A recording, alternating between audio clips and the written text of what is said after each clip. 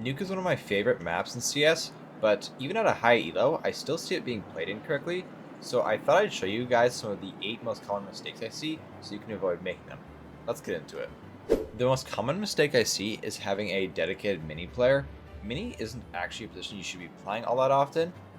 What you should look like is having one player yard, 2 players on A site with one watching Squeaky and the other one watching Hut. And then you should have a player ramp and your upper J Hall who rotates either Zywoo, Heaven, or just helps out ramp depending on where the T's end up going. Now that we have our positions on Nuke, what do we want our rotates to look like? Well, the majority of your rotates are going to be done by having your door player drop down this vent. This vent is going to be the fastest way for the CTs to engage the Ts that have gone down secret and deny them any space. But there are a few instances in which you want to have your ramp player, not your door player, be the rotator. So the first situation is if the Ts manage to blow open single door at the beginning of the round and throw a lurk smoke, something like this, and you just don't know if a T has managed to get down the vent. What you don't want to do is have your door player drop down this vent and just get domed by a T waiting for him down there.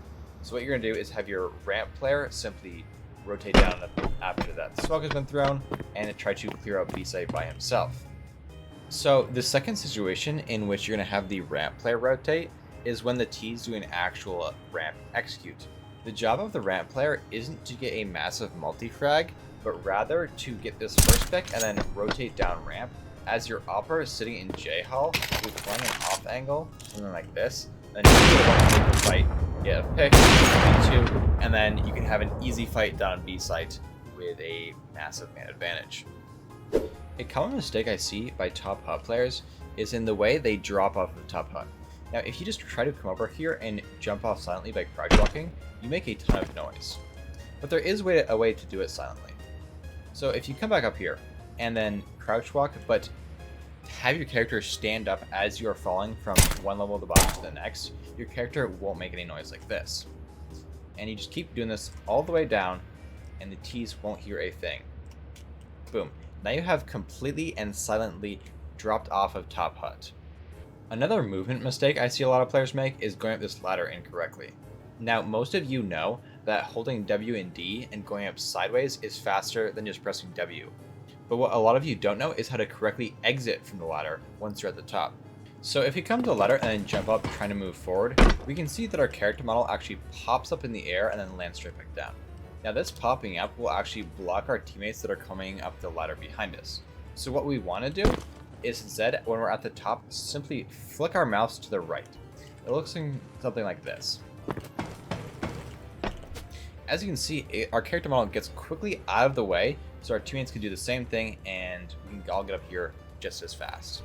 So the last mistake I see a lot of CTs make is by not throwing the Glaive smoke.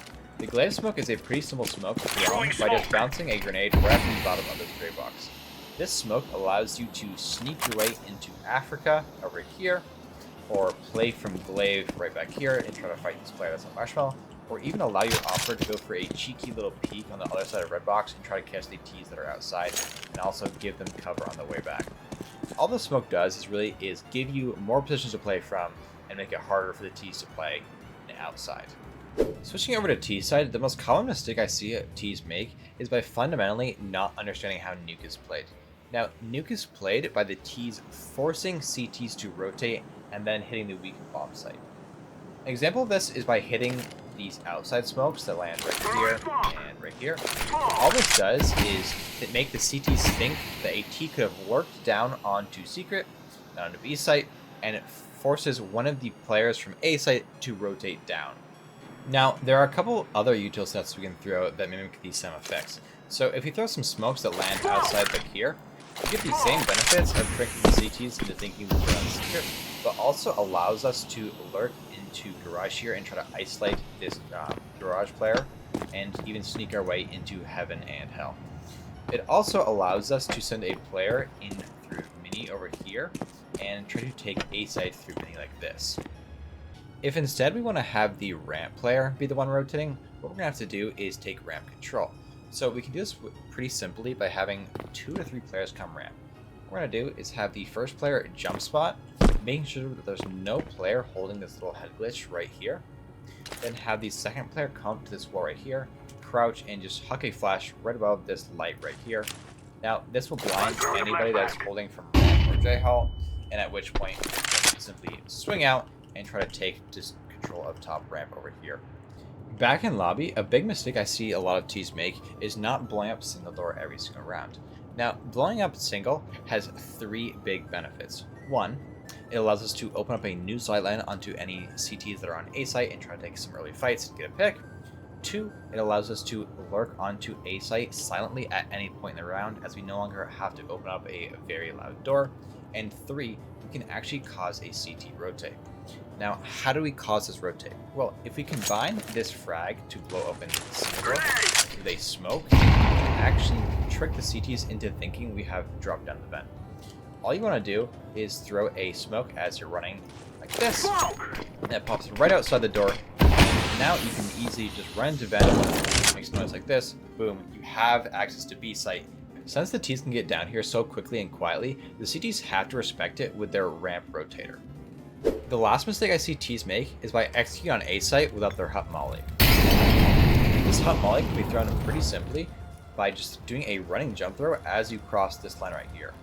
Set this lineup up, come to the truck, aim between the 3rd and 4th rung on the ladder on this left yellow line of the ladder, and do a running jump throw at that line, which we previously mentioned. It should look a little something like this.